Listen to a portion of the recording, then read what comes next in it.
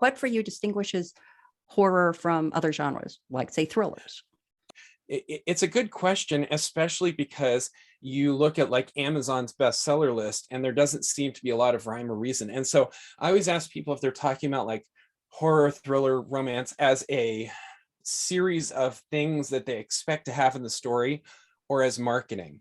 Because really, if you're talking about genre, for me, my most useful analysis of genre is which virtual bookshelf will my books sell the best on? So I'm more interested in having my books on this spot on Amazon because I just sell more units than over there. And that's just a marketing question.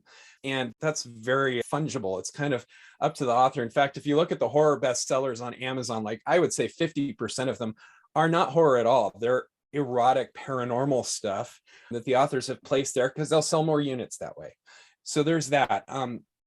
If you're talking about like distinguishing characteristics of audience expectations, I think the biggest difference is thriller, you go in with someone and there's always the threat that the main character, the everyman or every woman, might not make it out. They've got to pit their wits against the monster. Horror starts off more usually with somebody has already not made it out. We've established that this monster has killed in the past and will kill again. And so it's much more an elevated stakes situation. Other than that, they're very overlapping, which is why you get people like Dean Koontz, who has been slotted as a horror writer for much of his career. But if you really look at it, it's mostly just techno thriller stuff. Conspiracy techno thrillers are his bread and butter.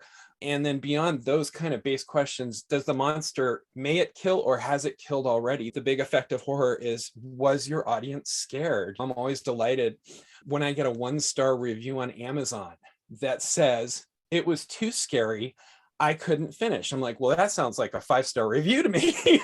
Yeah, you're going to sell a lot of books to a certain audience based on that 1-star review, for sure. Yeah.